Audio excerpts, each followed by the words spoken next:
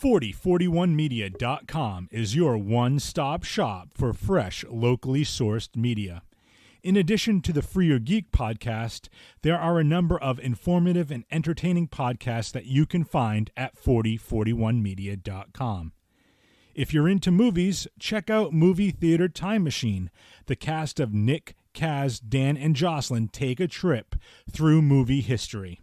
And if you're more into the murder, mystery, and motive, check out the Psych Your Crime podcast. Host Nicole Mann takes a deep dive into both the how and why people do the terrible things they do.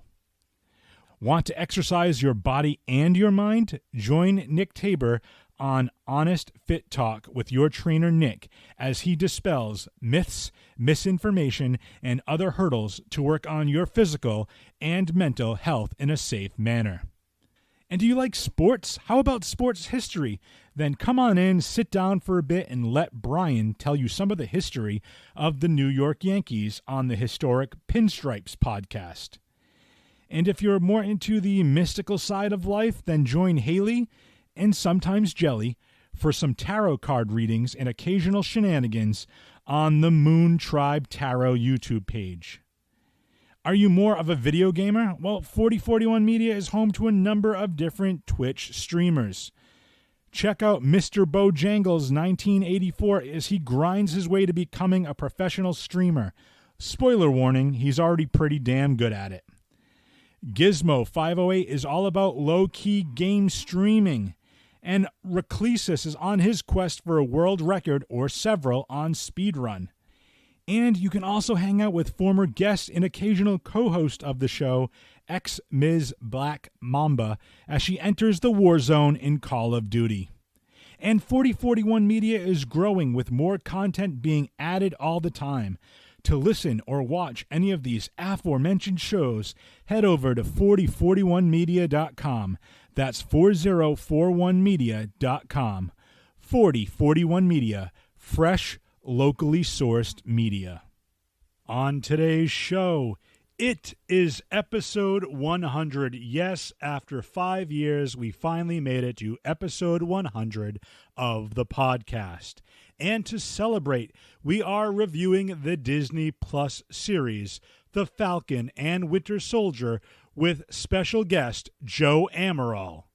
Joe appeared on both episode 1 of the podcast and is now on episode 100. So join us, will you, as we not only review The Falcon and Winter Soldier, but also preview all upcoming MCU properties on Free Your Geek. By the power of Grayskull.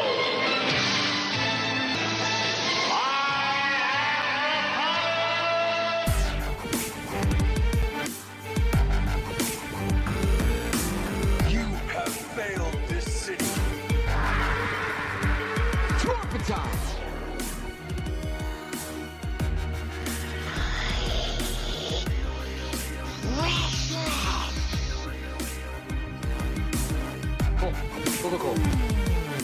Winter is coming. Finish him. Fatality. And welcome to the Free Your Geek podcast. I am your host, Jay Free. With me is KB. KB, say hello. Hello. Thank you. I was going to say it's an audio podcast too, so you can't just wave at the camera. And it's our 100th show. It is show number 100. So we had to bring on a special guest. You didn't tell me this. Yeah. He was on our first show. Man. He was Nice. on our original first show that we launched when we started doing the Free Your Geek podcast. So we had to bring him back to episode 100. Ladies and gentlemen, this is Joe Amaral. Joe, Thank welcome you. to the Thank show. you. Thank you for letting me come on. It's been so long since I've had a microphone in front of me just to talk nonsense with you. Well, So I love that. And you can see the painting in the background. So even though Joe hasn't done this for a while, he just wants to remind you that he can do this all day. I'm very up to date with my Marvel stuff. So Okay. And for that's one thing I stay up to date with. I slack in every other sense of my life, but well, I was going to just Marvel is always I'm always on top of it's always stuff. there. And so those that aren't watching the video right now, Joe has a painting of Captain America behind him, which is why I made that reference.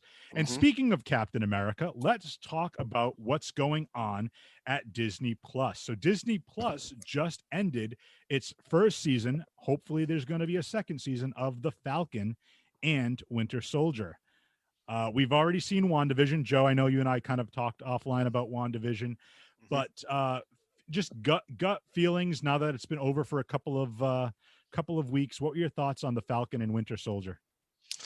Uh, totally different from WandaVision. First of all, it was all action. It was kind of like I wouldn't say buddy comedy, but it was kind of they had their little bits of comedy, Falcon and Winter Soldier, but it was all action, and that's what I loved about it. And it was nice considering WandaVision. It was action, but it was kind of a mind messed with your head a little. So I personally kind of love that it switched gears from kind of the mind games to just pure action and kind of a straightforward Marvel movie television show. And then back to mind games with Loki. Yeah, exactly, which I'm fine with because it's Loki. And we'll get there. We'll get there. But yeah, to your point, Joe, I want to talk about the fact that every episode of the Falcon and Winter Soldier had a good like 10-minute action sequence in it for the most part. Even that first initial episode with Sam flying through like, you know, the gorge, and is that what they call it? You know, all the mountains and stuff, and he's chasing all those. He's trying to the villains are trying to expedite this one particular guy, and just to see Sam kind of like handle that, and just to let you know it's totally different from WandaVision right off the bat. I enjoyed WandaVision. And I don't want to get crucified or raked across the coals for this. I actually thought WandaVision told a better story than the Falcon and Winter Soldier, but I think the Falcon and Winter Soldier was more of the typical Marvel, was like more of a satisfying series, Yeah. if you will. You felt like you were watching an MCU movie at times. Right. Oh God, yeah, yep. You know, and that's where we hadn't seen that. And I have a feeling we'll see more of that feeling with Hawkeye when they get to that. Well, yeah, so that's also coming up. They just wrapped up filming with that. But I want to go back to Joe real quick from your thoughts. Who do you think had the better storyline? I mean, you know, spoilers, I should say, if you haven't watched it yet, we're going to spoil the series here. But essentially, both Falcon and Winter Soldier, or Sam and Bucky, kind of had their own little story arcs. You know, Sam kind of just dealing with the fact that Steve gave him that shield, what it means to him, and then Bucky just coming to terms with everything he's done as the Winter Soldier and trying to put that past behind him. It's almost like a yin and a yang, if you will, where Sam isn't necessarily accepting the new role that Steve gave him as the new Captain America, carry the shield, where Bucky's trying to let go of his past while Sam is trying to embrace the future. And it's kind of like, you know, they're separating there, where it's two different characters going in their own paths, but it works as kind of like that push pull. I mean, who do you, I know real quick, I think we talked about on episode number 1, just to go back, I think it was the Civil War episode, and I asked you if you were team Iron Man or team Cap. Wow, it's way back. So I have to go back now and say, oh, who did you relate more to, the Sam storyline or the Bucky storyline, or did it not matter to you and you were there for the ride? Or I have always loved Bucky's story. I like that. Like, just the fact that he killed Tony Stark's parents is intriguing enough. Like, he goes that far back, where, or even before that, he's been alive for what, 90 something years or 100 something years at this point. And I kind of like his struggle that they brought out. Like, he had a list of people like that, the Asian guy he was hanging out with every day, because he felt guilty about killing his son years prior. I kind of like that they added it in there, and I like that they sent him to the shrink's office. Like, it's still like, even though everybody saved the world in Endgame, like, he still has his issues, like that date, like far prior to Endgame or Infinity War. Like, this guy's been around longer than anyone, especially since now Cap is gone. Well, he even mentioned in this series, I believe he said to the therapist that, you know, he had a little bit of a brief break in Wakanda as the White Wolf, but ever since then, it's just been one war and one fight to another, to another, to another. And he's never had a chance just to like stop and breathe, except for that little reprise in Wakanda when he got a chance to kind of just like live in a tent and off the land and just, go fishing or whatever he did every day. And, it's kind of interesting in that concept. So KB, I'll say the same to you. Did you kind of relate to one character more than the other, or? No, I was just there for the ride, dude. I'll flat out say it. I was just there for the ride. I love the action part. I love the U.S. agent part. There's just so much to just really, really love. And that scene, that perfect scene, and you and I talked about this, Jay Free, at the mid-season, was, that scene where Bucky and Sam are in they're getting the therapy session together. Like, that scene was just epic to me. Yeah. I don't know. Well, There's something about it. You can like the animosity between the two is palpable. So even you saw that, I believe it was in Civil War, where they were sitting in the VW bug where, and then they did a callback to that. Yeah, they did a callback to that in Falcon and Winter Soldier, which I thought was really, really cool.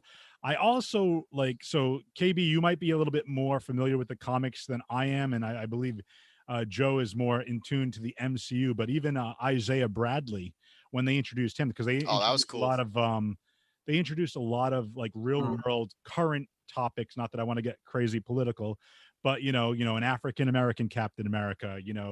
I don't want to say police brutality, but just like the animosity from the black community, with the cops. Even when they went to go visit Isaiah, and the cop showed up and they turned to Bucky and they looked at it, said to Sam, "Is this guy bothering you?" Like pointing at Sam, "Is this guy bothering you?" And the cop had his hand on the gun. I was just like, okay, so it's a little, they went racial with it for sure. Yeah, it's a little heavy-handed with like some of the stuff, but I also think that it's kind of a reflection. They made this series in the times that we're living in now, which is very, very interesting. But even the fact that they brought in Isaiah Bradley. So KB, I'm not sure if you're too familiar with him.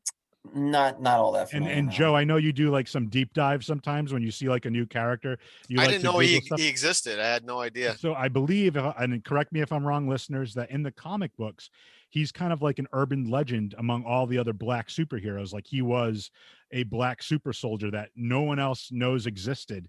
And he's kind of like the urban living legend for like Luke Cage and, a couple of other black superheroes, which I think is actually kind of cool. And I'm glad they did a little nod to that in the Falcon and Winter Soldier. And that kind of answers the question, like, how do you have other super soldiers running around, So I thought that was pretty cool. I like the introduction of Isaiah Bradley. Let's talk about villains. Even if you want to consider the villain, do you consider John Walker a villain, or is he just a Wish version of Captain America? Is he a Wish version of Steve Rogers? What are your thoughts on that, Joe?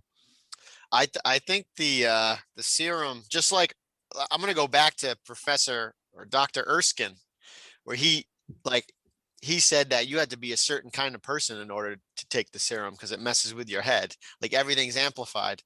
I do think there was that edge to him that once he took the serum, I feel like it made him even worse.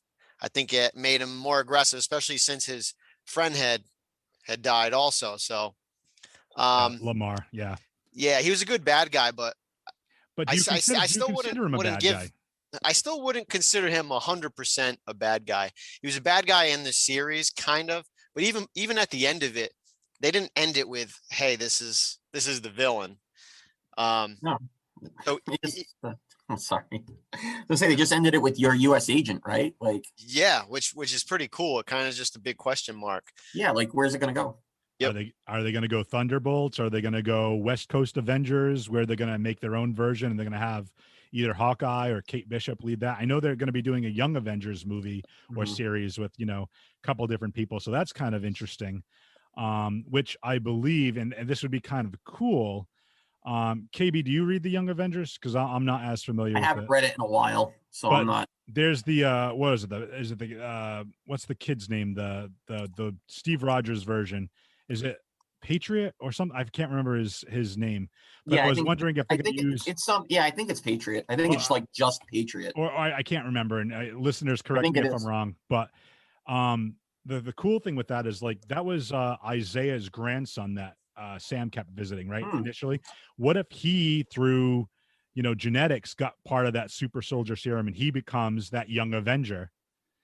So Joe, I don't know if you're familiar, but from WandaVision, we have Wanda's 2 kids, Kate Bishop, who's going to be Haley Steinfeld is playing her in the new Hawkeye series. Basically, it's a young version of the Avengers, and it's like you have your own, mini I was Iron a little Man. confused by that because wasn't that just a figment of her imagination? These kids. So we'll get into that. So spoilers for WandaVision real quick. In the series, yes, initially I believe they both start off as like she creates them with her powers, and they get removed at some point in the comic books. They disintegrate or get destroyed, whatever. Come to find out that their souls and those bodies that she made up were 2 slivers of, I believe, 5 of Mephisto's soul. So when those imaginary children got wiped out that she created with her powers, their souls then traveled into 2 newborn children that are being born at that time. And This is getting a little deep, Jeff. That's what I'm saying. So there's a chance we're going to see them again in the Young Avengers, and I'm curious if they're going to go that route as well. But I want to point out, it's interesting you say that with as far as going back to the original Captain America with John Walker. They asked him, I think Sam or Bucky asked him if he ever dove on a grenade, and he said 3 times. He said 3 times. So he also, it's kind of, again, not to get too political, it's kind of interesting because there was a scene, I believe it was like in the middle, like probably episode 3, 4, or 5, somewhere in the middle. It's when, actually it's probably 5, when he gets the mantle removed of Captain America, where he's talking to the senator and like whatever that hearing is. And he's basically telling them, you did this to me. You brought me into this world. I followed all my orders without ever questioning. And it's just kind of interesting where, like, you could say like how the world's changed.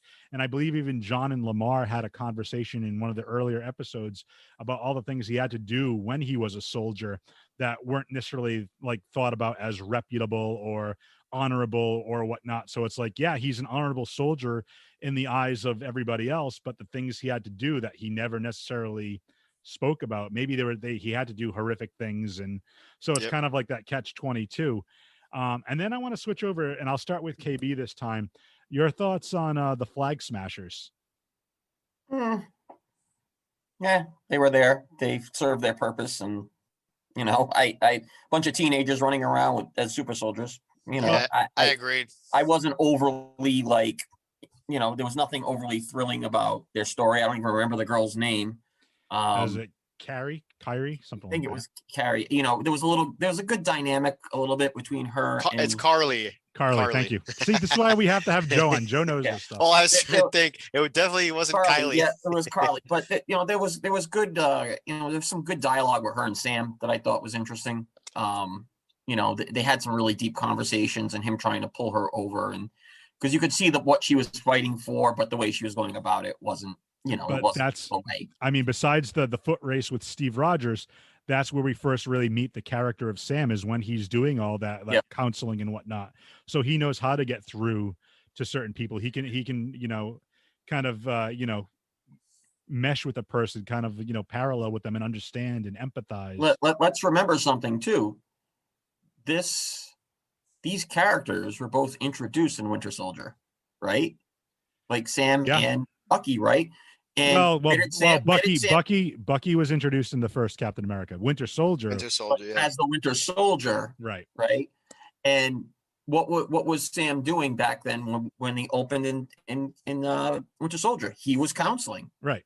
So it was nice to circle back to his original story that we were seeing to get that deeper look at him again, because he's one of those characters that you got to remember, through the course of the MCU is so overshadowed by everybody else that it's just nice to get these pieces now of some of these characters that, they got so overshadowed by Cap and Hulk and Widow and you know what I mean? The big players. The big players. So now it's like, oh, we get to see these people. Monica Rambeau. Like think about that. Captain Marvel movie, she was a kid. Now we get to see her as an adult. Right. In WandaVision, getting powers. Where's that going? Right? We know where that's going. But there's so many pieces now in so many interesting parts of this that, they're diving deeper into those secondary characters and making something out of them. And that to me is fantastic. And that's really good. That's what's going to keep the train rolling. You know what I mean? That's what's going to keep this thing rolling, and how people respond to those characters, because they're not as well known. Right. Well, we'll get into that in a second because I want to just go to a couple articles real quick and just get your thoughts. One quick thing. John Walker, vigilante version of Captain America. Yeah, pretty much. Yeah. Basically. Pretty much. Charles Bronson in a Captain America suit. So I want to pull this up real quick. And so I want to just a couple different things that I pulled up from Superhero Hype. Kevin Feige shot down a Spider-Man cameo in the Falcon and Winter Soldier. And it, it says throughout its 6-episode run, the Falcon and Winter Soldier featured a few surprise appearances from the MCU veterans, including Don Cheadle's Jim Rhodes, Rhodey, and Florence as Ao. I don't know how to pronounce her last name. You know, they're pulling back from Wakanda. But if showrunner Malcolm Spellman had his way, the show would have also invited one of Marvel's A-listers to make an appearance. Unfortunately, Kevin Feige shut down the idea. While he was speaking to Inverse, Spellman claimed that there were discussions to bring Spider-Man into the role. So he basically said, of course, but then Kevin Feige tells you, no, stop it. Listen, interesting. When you first show up to these projects, in your mind, you think you're going to get to use everybody in the MCU. But Marvel always asks, does this person belong to this story? You cannot just geek out and pull all of those characters into your project because you That's a great point. Yeah. I was going to say it is a great point because there's an article out there too that I saw recently about WandaVision.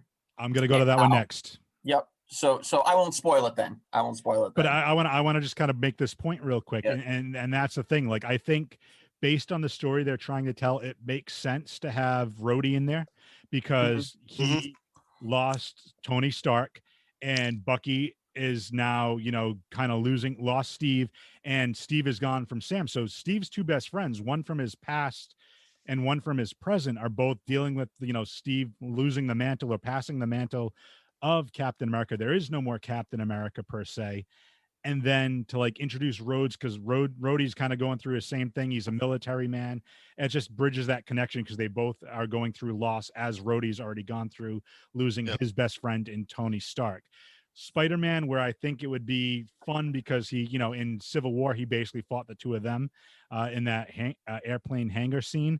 I just think it would have been more. It would have. He's not really attached to them, right? Per se. He's a Tony Stark. Him and Tony Stark. Correct. And that's why Tony played a big part in the Spider-Man Far From Home story. But yeah, I think Spider-Man brings a lot of levity and joking, and it's a lot of more of a happy-go-lucky feeling, so to speak. And I think that you're trying to avoid that in Falcon and Winter Soldier. But just to kind of tack on to what KB was talking about, Kevin Feige also confirmed that Doctor Strange was written out of WandaVision. So Feige revealed that would have been a nice cameo, though. Not the whole season, but if he was right at the end, I thought that would have been perfect, and I expected that. Well, Wanda's going to be in the Doctor Strange Multiverse of Madness, but what I guess they alluded to was all those weird commercials that were airing in between the WandaVision. They have the toaster commercial or the bath salt or whatever. That was Doctor Strange intervening, trying to pull her from her thing. Is that the rumor? That's how they wrote it, and then they just said, "Yeah, we're not going to bring in Doctor Strange for that." So they had him signed up and everything. He was all. Yeah. Cumberbatch was already signed up, ready to go, and Feige pulled it last minute. Yeah. They could have thrown him in a post-credit scene. They didn't even need him in the actual series, Well, yeah, to lead into the new Doctor Strange movie, which is going to have Wanda in it, which is going to be the Multiverse of Madness. So I'm curious to see where that's going. Kind of like the Thor, when Thor met up with Doctor Strange in that post-credit scene. I think something like that would have been cool. Where Thor's he's looking for his father, and he goes through Doctor Strange first, something like that. I was gonna say the line of thinking that Feige probably had was even that one scene might be enough to overshadow the story. Yeah, true. You're right. You know what I mean? That maybe that was his thought. Yeah, because that's a powerful character to just throw in there. But Joe, I'm so glad you said that because speaking of Thor, Taika Waititi calls Thor: Love and Thunder the best Marvel film ever. That's a bold statement. Yeah, so he was discussing. Taika Waititi. Yep, Taika Waititi was discussing the sequel's progress during a recent appearance on Australia's Weekend Today, And with just over a year to go before it gets released, he promised that fans won't be disappointed. He said, "We've got 4 weeks left. I can see the light at the end of the tunnel. It might be the best Marvel film ever." Because, Thor is a funny guy. He's a good friend, and he's also someone that you just want to hang out with all the time. And I think that's all you really want from a superhero or main character in your movie. So just thoughts on that. The Jane Foster version of Thor, that's a Jason Aaron source material, which is very, very good. I guess that's going to be my question is like, so if Mjolnir is destroyed, how is she going to be Thor? I don't know how it's going to circle back around. I wish I had sound effects right now. The interesting part of the comic book storyline for the Jane Foster version of Thor is that when she holds the hammer, it gives her cancer. Really? And it's slowly killing her. Jesus, that's dark. Yeah. That's crazy whether though. they Like go that way or not. What happens in those comics, sometimes it's like extreme. Joe, just because of that though, from your saying it's dark, I don't think Taika Waititi is going to do. Look at how callously he just destroyed Asgard with Korg's being like, "Oh, as long as the foundation holds, it's going to be," and then it blows. Like it's so undercut. Yeah, Thor Ragnarok, I thought was a great movie, but there were parts of it where I was like, you could tell it was Taika Waititi because he just would rush through one particular aspect of the movie. Overall, I loved it, but I think there's certain things that I don't like that Taika does in his movies. Well, speaking of Thor, what is it, Love and Thunder, and we got KB. You mentioned we wanted to talk about some of the upcoming films. Let's get into it. What do you? But before we do, yeah. What is your take on do you think the Guardians will be in a lot of that movie or not a lot of it? I think maybe the first third, if I were to guess. I'd say that they'd probably just acclimate like the audience to like what they're doing now, because the next Guardians I think is like not till, and I don't have the run sheet, but I think it's like either 2023 or 2024. So gotcha. Like I think they're going to basically do that just to kind of like maybe set the stage to what's happening with them, because at the end of Endgame, Star-Lord is looking for Gamora. So Gamora took off somewhere, and it's Gamora from the past. So she doesn't have the whole history with the Guardians. So I think they're going to be looking for her. And I think that's going to be the plot of the third Guardians movie, and probably have to deal with Adam, which was alluded to in the sequel, Guardians Volume 2. So I think what we're going to see is Thor like riding around with the Guardians, just kind of getting accustomed to them. And then like something's going to happen and they leave him to do his thing and they take off. They might show up at the end, do like a Captain Marvel, like saving grace type thing. I don't know. I'm only speculating, but yeah, I think just to keep the characters fresh in the mind, I think that's what's going to be needed. They're dropping Thor off somewhere. Right. But I think that's got to be something like that. Where we leave Thor at the end of Endgame, obviously he's been very depressed. He's the dude, so to speak. He's Big Lebowski. He's Fat Thor, or whatever you want to call him, Bro Thor. And it's just like, so I don't know how they're gonna unless they're gonna just kind of like hand wipe it and just be like, oh yeah, he lost all this weight, he's back to normal, great. Well, he probably did in the set photos. He looks ripped again. So yeah, so does it somehow. Maybe they're gonna kind of allude to it with him helping them look for Gamora. And then something else draws him out where he's going to go deal with Jane and Valkyrie or something else. And then he comes back or whatever. I don't know. There's a lot that he can do with that. Well, I think what we'll see is New Asgard somehow fall into play on Earth. You know what I mean? Like Jane goes there somehow or for some reason, and then Thor has to go there or something like that. I think that's where it's going to. Natalie Portman coming back is exciting too. Right. I'm more excited to see Sif come back, to be honest with you. Yeah. I heard about that. That'll be cool too. Because the other Warriors 3 were just like made like jokes by Hela, just like she just slaughtered them without a second thought. Dude, that's another thing I hated about Taika Waititi doing. He just killed off all of Thor's friends like in one scene, except for Lady Sif, of course. And Thor never shed a tear. Well, he wasn't there. We didn't see that. But yeah, that's the thing. It's like he still must have heard about it. Right. I know. But again, how much time did he really have to, like, again, if you think about it, Hela showed up, went to Asgard. Thor got what was the planet he was on? whatever with Jeff Goldblum, the Grandmaster. Oh, right? well, Zakar, no, Sakaar. Zakar, yeah. Yeah, so he's stuck on Sakaar, and he gets free from there. Finally, gets back home, defeats Hela. Asgard explodes. Then he gets, ambushed by Thanos. It's like he doesn't really have time to grieve. Maybe I thought about That's why that he one became day. Fat Thor. That sequence of events, he pretty much had zero sleep right. this entire time. Like they took off from a destroyed Asgard in the Jeff Goldblum ship, that huge ship. And he really gets no rest after that. All I thought of was Thor's process in this was like, it was just one continuous story for Thor. Well, Like he never had time to just chill. I was gonna say, speaking of that, Joey, think about like Thanos boarded him, right? And they killed Heimdall Yeah, exactly. right after that. Yeah. That's a lot to deal with. He lost his crew. He lost his best friend. He lost his brother. He just like a few days before he lost his father. Like there's a lot. Just as Korg and Meek left over. Right. It's all he's got. And he had 5 years to bond with them. Chicken. Yeah. Well, I'll include it in the show notes, but definitely check out the Marvel Sizzle reel. I know I sent it to you, Joe. KB, I'm assuming you already checked it out. It was good, yeah. After these messages, we'll be right back. 4041media.com is your one-stop shop for fresh, locally sourced media. In addition to the Free Your Geek podcast, there are a number of informative and entertaining podcasts that you can find at 4041media.com. If you're into movies, check out Movie Theater Time Machine. The cast of Nick, Kaz, Dan, and Jocelyn take a trip through movie history. And if you're more into the murder, mystery, and motive, check out the Psych Your Crime podcast. Host Nicole Mann takes a deep dive into both the how and why people do the terrible things they do.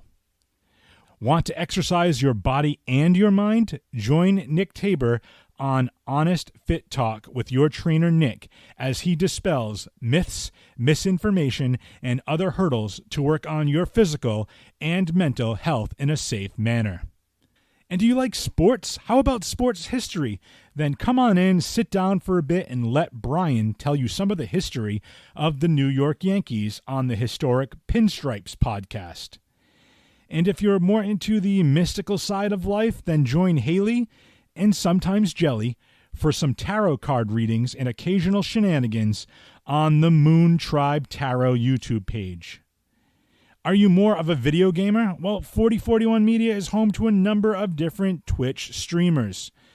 Check out Mr. Bojangles 1984 as he grinds his way to becoming a professional streamer. Spoiler warning, he's already pretty damn good at it. Gizmo 508 is all about low-key game streaming. And Reclesis is on his quest for a world record or several on speedrun. And you can also hang out with former guest and occasional co-host of the show, ex-Ms. Black Mamba, as she enters the war zone in Call of Duty. And 4041 Media is growing with more content being added all the time. To listen or watch any of these aforementioned shows, head over to 4041media.com. That's 4041media.com. 4041 Media, fresh, locally sourced media. So yeah, we were talking before the break. We started to talk about the Marvel Sizzle reel. We wanted to talk about the Stan Lee doing the voiceover with the upcoming Marvel movies. But before we do that, Joe, I know there was one other piece that we totally spaced out on. And speaking of space, we're recording this on May the 4th. So for those Star Wars fans, May the 4th be with you. But thank you. I'll thank you. with you, Father. But no, we totally spaced out on a couple of important points on the Falcon and Winter Soldier. So, Joe, what did you really want to talk about? Just briefly, I wanted to say I love the addition of Zemo. I thought just that actor. I love that actor as it is, but the fact that they brought him back, even with the way he ended in what was the last movie he did? It was Civil War. What was it? Wasn't it Civil War? Yes, it was Civil War. Because that's where they put him away, right? Yep. Yeah. And it just ended so dark for him. I just thought it was cool that Bucky was like, we need this guy if we're going to accomplish anything. They break him out of jail. And I thought him as like the third buddy was great. Like them walking into clubs and them getting into some fights, just the three of them. I thought they made like a good team. And it also kind of opens up Zemo for future movies. People are obviously people are gonna always remember that he killed T'Challa's dad, which that kind of makes him still a bad guy. But I think having that actor in the MCU is kind of an advantage. I think they should definitely use him more if they can. Well, to your point, though, I think the good part of this whole series, a 6-episode series, was the fact that all of it was shades of gray. The Flag Smashers, if you will, weren't necessarily seen as the bad guys over some.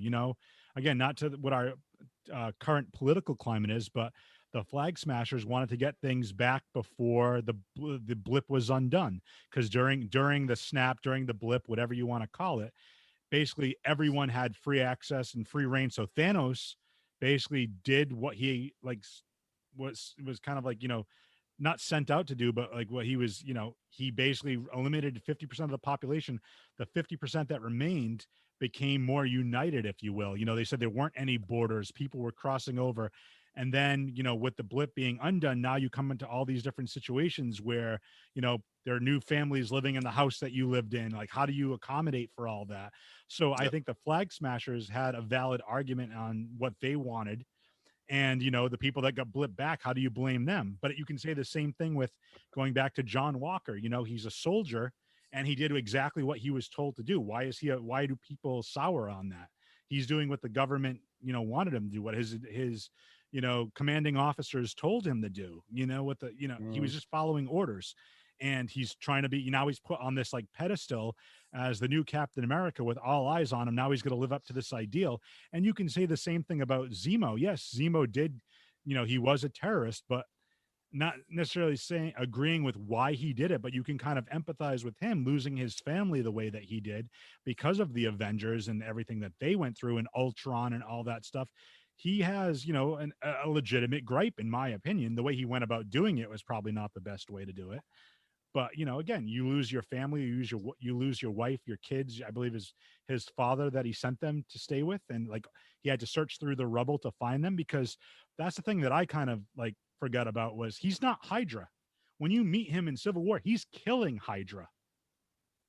He's trying to find out their secrets because he views super soldiers, and they kind of brought it up in Falcon and Winter Soldier as, evil as well. Like, there shouldn't be super soldiers. They're just more Avengers. And he even said that Steve Rogers was the exception to the rule.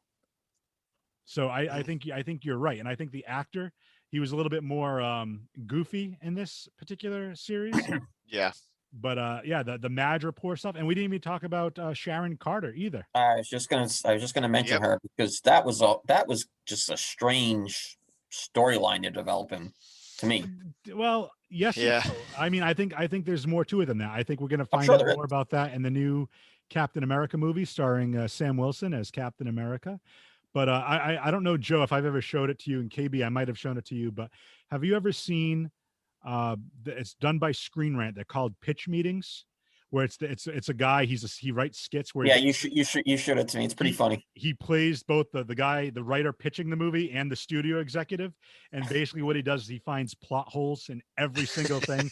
And he just basically talks to himself, but he, like, the way he writes, and he's going back and forth. So he's like, I'll put the link in the Cerebro Suggestions as well in the show notes. But like, one of the bits he does for Falcon and Winter Soldier is like, so we have Carly, who's like the leader of the Flag Smashers, and she's just like totally misunderstood. She's a sympathetic character. So she goes to stab this guy in the throat and then sets this thing on fire. And he's like, so then it switches to the studio executive. So we're still going with her being sympathetic and just, making, what we want to feel bad for her. And it's like, yeah, because, she's young, and it's just the way they do it. It's so he plays two parts, but it's so good. I'll include I'll send it to you later, Joe. So I'll have to check it out. It's so fun. It's kind of like a lot of people react to it as almost like they watch like the Honest trailer, and I know you've seen Honest trailers, and then they do the pitch meeting, and the guy's got like, I want to say close to like 200 pitch meetings where he just basically writes the script out, and then he plays both parts back and forth, and it's just so good.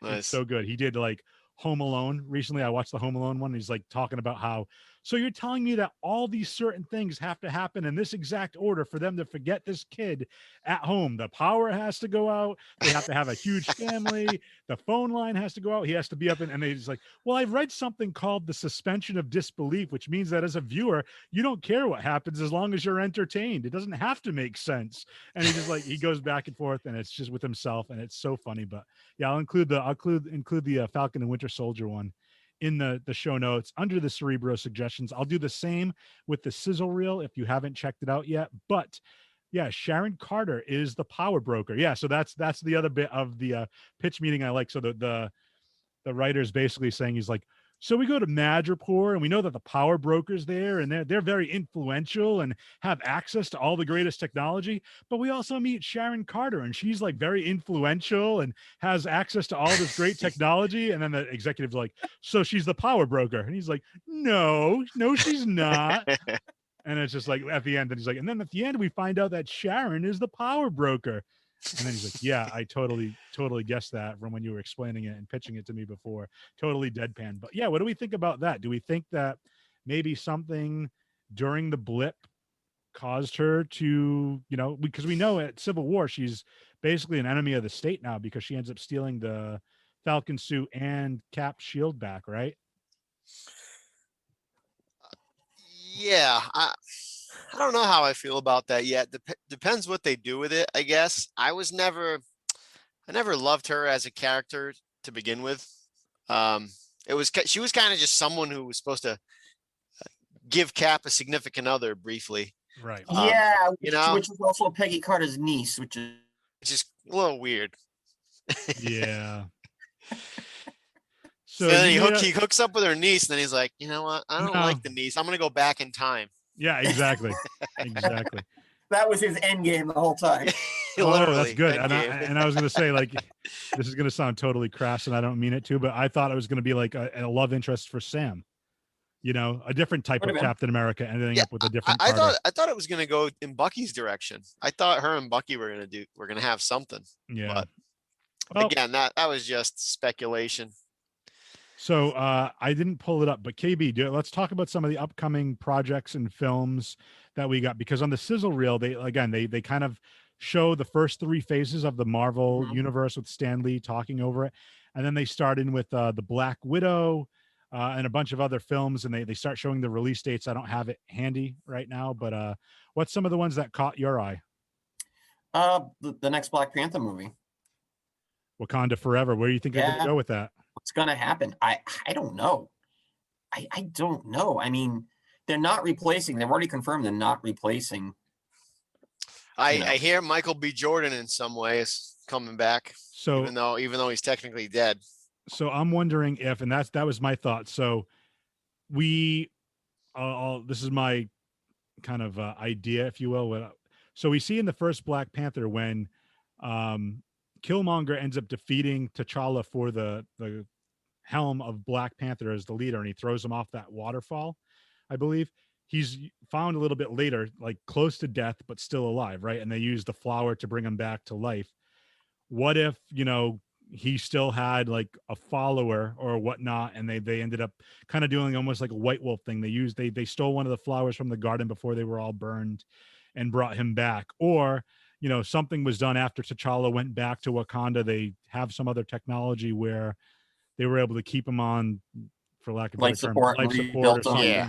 And then, he kind of reemerges and realizes that he went about things wrong. And now if T'Challa's not around, he's going to take up the helm. Or I just love to see Okoye take up that armor and be a female Black Panther and just kick all kinds of ass too. I wouldn't go Shuri because I don't think she's got the fighting style. I think she's like she's the science mind. Yeah, she's the tech person, where Okoye. But she's been Black Panther in the comics. Right, but so that's knowledge that I don't have because I haven't read that. But I guess is she familiar with like hand-to-hand combat and martial arts, or is she more of a tech? So. Because they've kind I of would assume so. I know I've seen her as Black Panther. In fact, I have an action figure of her as Black Panther somewhere. Well, you can't see that because you have your background up in the video. Yeah.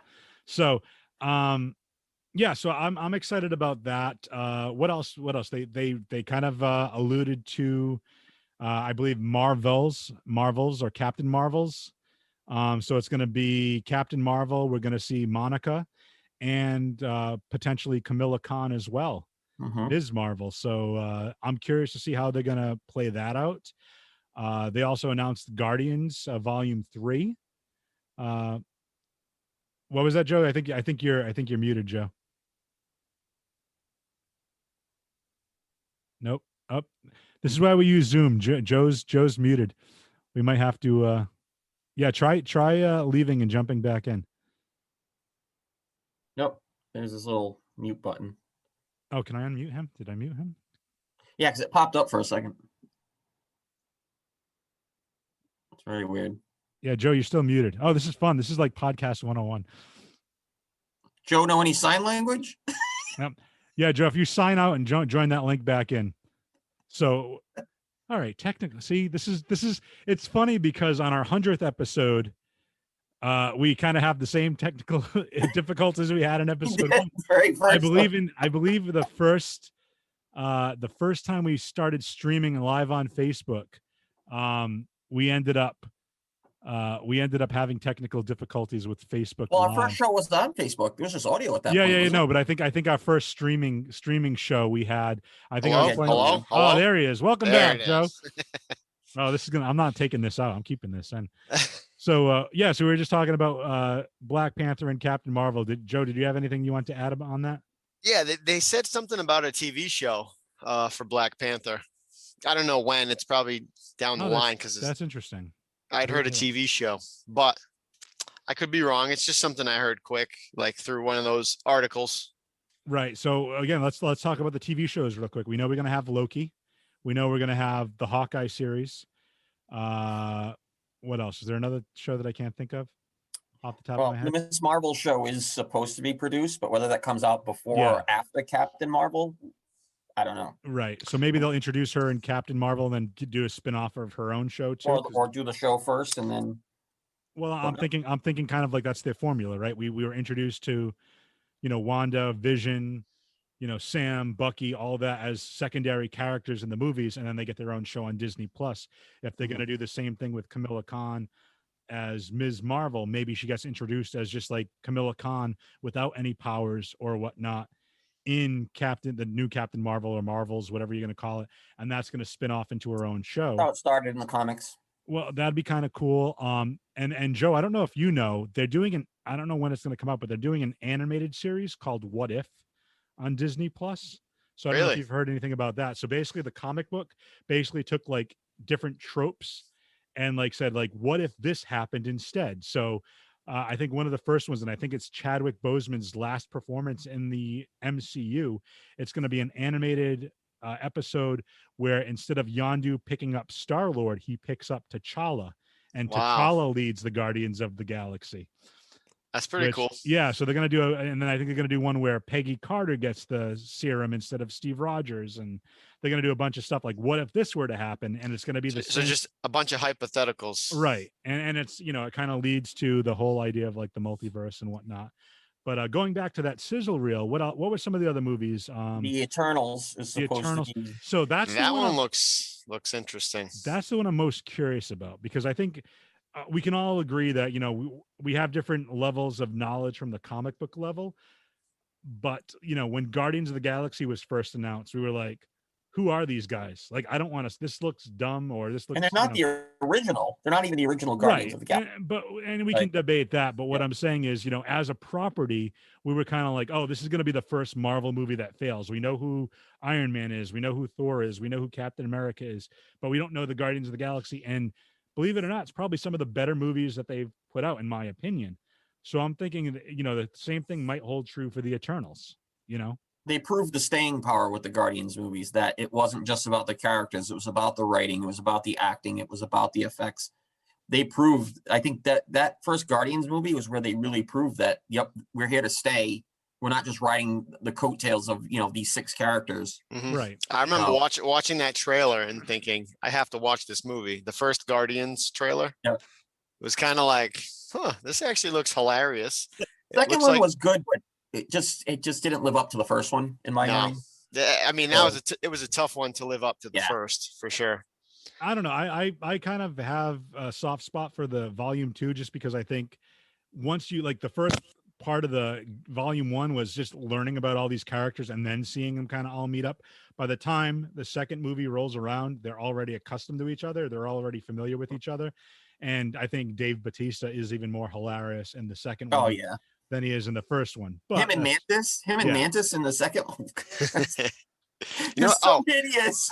now, since you brought up Mantis, I remember watching Endgame, and literally every character does their part. And I'm thinking to myself, what the hell did Mantis do in this fight? Because it shows her, like when they do the shot of just the women, you know, when all the women Avengers are approaching Thanos, what the hell did Mantis do that whole time? Maybe she walks by and hits each one of them on the head and puts them to sleep. In a perfect world, yeah. Yeah, I think that's no, and I think that's good. And I think we're gonna see, like, obviously, She's Nebula. gorgeous. What is it? The actress, she's gorgeous. Well, yeah. so the actor that plays Minerva in Captain Marvel, one of the Kree, she's gonna play another character in the Eternals. Yep. So I'm curious to see how that's gonna play out. But we also got another tease, and this is the one I want to talk about a little bit. Is at the end, instead of seeing the Avengers logo, it's the blue like we would normally see with the A for Avengers, but it actually makes a 4 for the Fantastic Four. And Saw that. That's pretty cool. TBD. So I'm very excited because that's coming down the pipeline. Is Mr. Fantastic really supposed to be John Krasinski, or was that just a rumor? I think that's just fan casting. Okay. I don't think there's anything official yet. I would love to see, it's interesting because I think you have now with the introduction in WandaVision of Sword, I think you have the perfect way to bring in and have like this family exploring space and get hit by these cosmic radiation instead, the way they did it back in the 60s where like, oh yeah, it's just this family that wants to go up into space. And it's just like, they had some liberties to get away with some stuff. It wouldn't fly in this day and age. But now that we've introduced Sword, we've already seen Nick Fury up in space. Maybe it's not like a stretch to say, no pun intended, that Mr. Fantastic or Reed Richards and everyone else, maybe they already have people living up in space and it goes through like a storm that way. So instead of them flying, it could be a whole other thing. I don't know. There's so many things that are that can work out. I'll make a very bold, distant future prediction is that the next big story arc is going to be Secret Wars. Oh, okay. Okay. So I'm not as familiar, but is that so where this Doctor Doom becomes a god? Yep. And basically creates all of these like separate worlds of like a Wakandan world. And like, it's just this really crazy kind of thing where they can introduce so many characters. And the Fantastic Four is a big part of like that story, that Secret Wars story. And we need that next big baddie looming in the background like we did with Thanos. Like Thanos was always kind of looming over, right? Like we need that soon. Like, yeah, this phase, it's almost like phase 1 again, right? We're building. Starting and then when we get to phase 2, we're going to see that big baddie like we did. Well, it would be phase 5 now? Well, yeah. So here's the thing. I don't know if we're going to do Doctor Doom yet, just because I think you need him like to have that connection to the Fantastic Four. So I think we'll be introduced to Victor Von Doom maybe as like a passing character in the first Fantastic Four movie. And then we'll have like an end credit scene with him kind of doing the stuff in the background. But I don't think that comes into play until Fantastic Four. What I think might happen, and I think that his name is Terrax, if I'm not mistaken. Mm-hmm. I think Terrax will be in Captain Marvel 2, which is going to signal Galactus coming because he's the herald of Galactus. Then is that the bad entity in Green Lantern, or am I off here? That's Parallax. Thank you. Parallax, yeah. But no, like I think his name is Terrax. I'm not sure. It's like this dude that has a giant battle axe, and he like basically goes to worlds. It's before the Silver Surfer. So I would think that maybe that she's going to defeat one of the heralds of Galactus, and then that kind of like brings in the Silver Surfer, which can be the first villain of the Fantastic Four, which leads to the sequel where they have to fight Galactus, and then at the whole time Doom is becoming this big presence throughout. That's how I'd write it. Like Galactus. By the way, is I'm embarrassed I brought up a DC comic for a Marvel Hey, discussion. no. But hey, listen, you know what? We can tie this together right now. Green Lantern also had Ryan Reynolds, who's Deadpool, who's now part of the MCU. So it's like a 6 degrees of separation. Well, that's good. I appreciate Now, that. speaking of Deadpool, so I had heard a rumor that there's going to be the next Deadpool movie is going to be focused with Wolverine.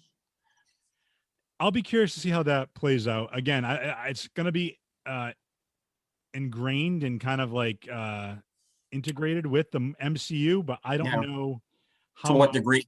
Right. Because Ryan Reynolds used to be married to Scarlett Johansson, right? So I know there's like They were married? I believe so. Really?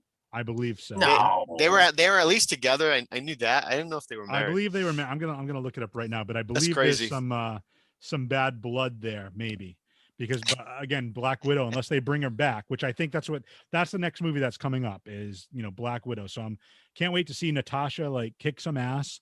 But I also think they're going to introduce Yelena as the new Black Widow, and she's going to move forward being the Black Widow from here on forward, working with the Avengers. Since you brought up Black Widow, in the Loki trailer, is there not a scene where it shows Black Widow sitting at the top of that? Yeah, it's was like it Vormir? or whatever, yeah. Well, I wasn't even like sure what that was about, but I thought like, oh, is she actually dead, or is she gonna come back? And for some reason with the whole weird time travel thing, because Loki is just about him going through different time periods, Right. and I think Or he gets caught by alternate like this universes. time police. Yeah, that's going to Time be authority. kooky. It's going to be like a spy. It's going to be like a spy series, which I think is going to be, but it's going to be like hilarious because I believe they said Heimdall's going to be in it, and I think Odin's going to be in it if I'm not mistaken, which I think is kind Nice. of cool. Or maybe Freyja. He's using the cosmic cube to just bounce Right. around. Right? But I think that's cool, and I like it created Quantum that leap. parallel. But to your point, Joe, yeah, like why can't they just go? We saw that it worked with Gamora. Go to another timeline and pull, Natasha out of that other timeline. They get her back, but It's because of the soul, the rules of the Soul Stone. I think you're permanently no, done. because Gamora died with the Soul Stone, and they pulled her from a previous. That's true. Yeah, that's a good point, man. So I don't know what they're going to do. But just to answer your question, it says here that Scarlett Johansson and Ryan Reynolds were married in September 2008. And they announced their divorce in 2010. So it was only a 2-year marriage. So, Wow. So that is, but That yeah, so actually I don't know if they'd have any, because we hear about that all the time, sometimes with couples that are on the same kind of universe. But at this point, the MCU is like so huge with all these other properties coming in, every A-list actor. Like I believe there's even rumors that Jim Carrey's going to be in like something. You know what I mean? I don't, They I could- don't know let's about not that. push it. like Thor Love and Thunder. Like we know Christian Bale is going to be in it. I can't think of who else got announced for Well, Who Christian knew Bale's a Jeff- serious actor. right. Who knew Jeff Goldblum would be well received? Right, but that's what Yeah. I'm saying. I think they're gonna, or you know what I mean. I think there's plenty of room to do so much. But Did not like Ego. I did not like Kurt Russell as Ego. I just didn't. really, Didn't do anything. Yeah. I wasn't a huge fan of Ego either. Just the whole, Concept is yeah, it was too much. Fighting a planet. Come on. yeah. I mean, and that's the point. That's the point that you make too, KB. Is where do we go? We have all those big bads. We have Captain Marvel right now, who's pretty much like this powerhouse. And like, so what other villains can you really bring in? other than Yeah. like Galactus and one of the Heralds. Right. Not many. I mean, Oh, she's Russell a super. Russell I was gonna say Crowe's she's going a to be in the Superman new of Thor Marvel. movie. Oh yeah, he's Zeus. He's playing Zeus, so we have another god. That's pretty cool. Sam Who's Neill's playing Zeus? Russell Crowe. Russell Russell. Crowe. That's interesting. He's kind of fatter now, and he has a big white beard. He kind of looks Odin-esque. So yeah, I'm very He's already ready for the role. Yeah. I'm very excited to see where this is all going. But yeah, there's going to be plenty of episodes of For Your Geek to discuss all this stuff moving forward. So I want to say, Joe, you're welcome back anytime. Thank you first and foremost for being on our 100th show. And it's an honor. I didn't know this was number 100, so it's extra special. I'm gonna have champagne when I get out of here. There you go. There you go. We're gonna pop that champagne. Pop those bottles, son.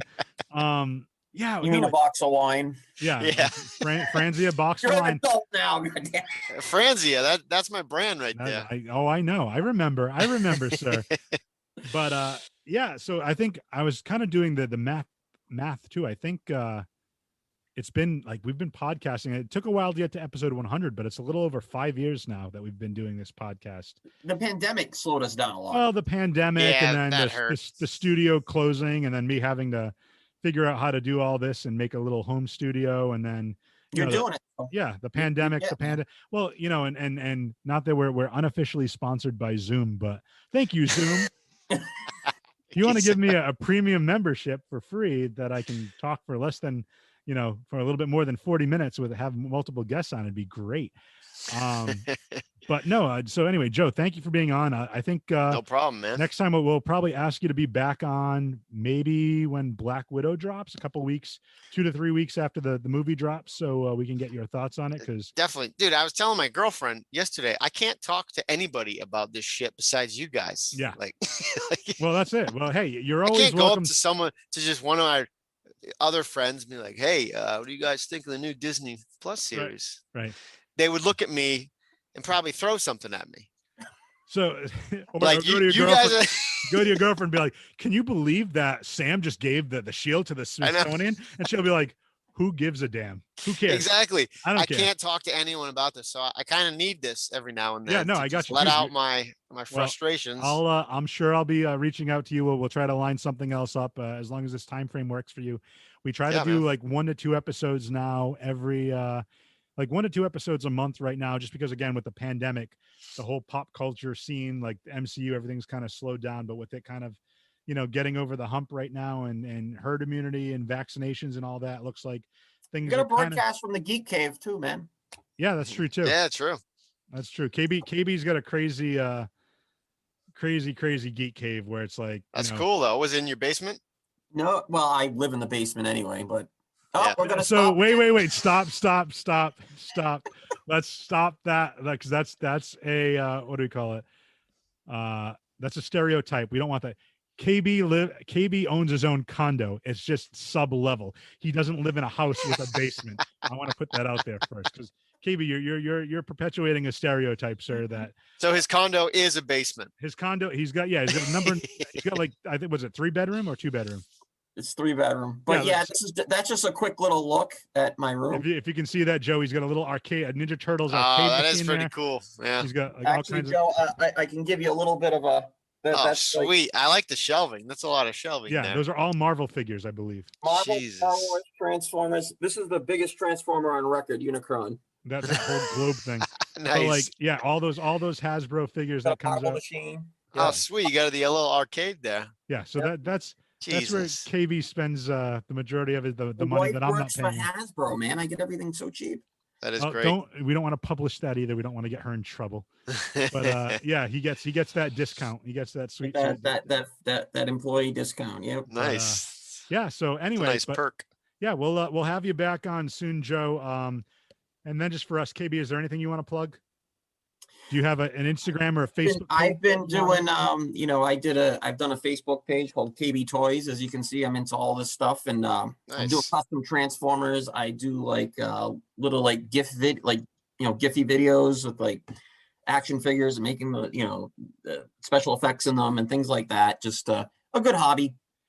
That's a great name, KB Toys. Where did you come up with that? It's KB's Toys. KB's Toys. Yeah, not KB Toys. Who gave you that idea? KB's Toys.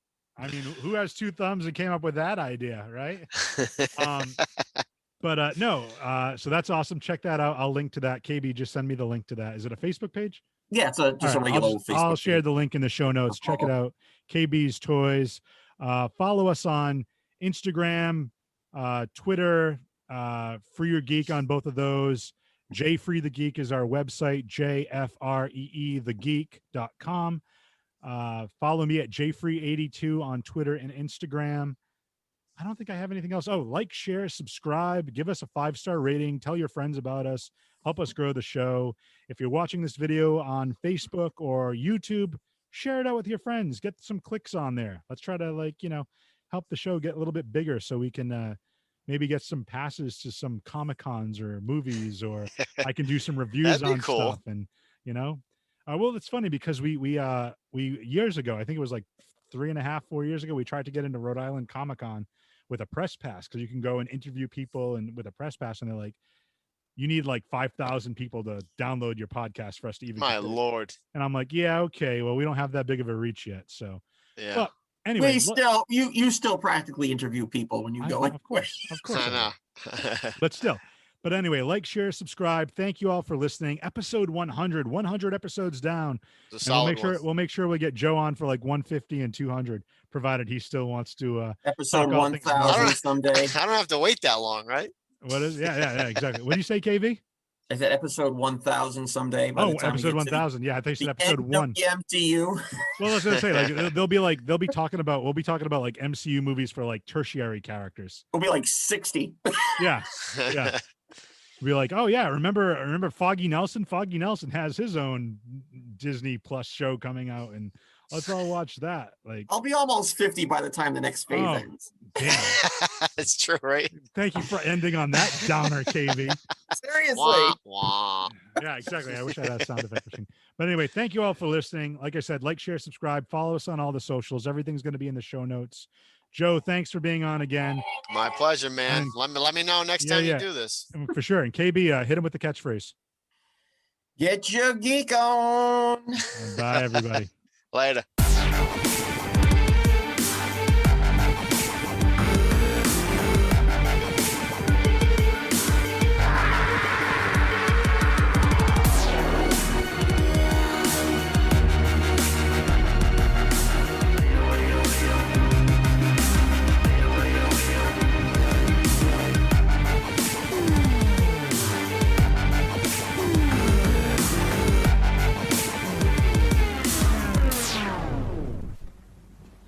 You're still here.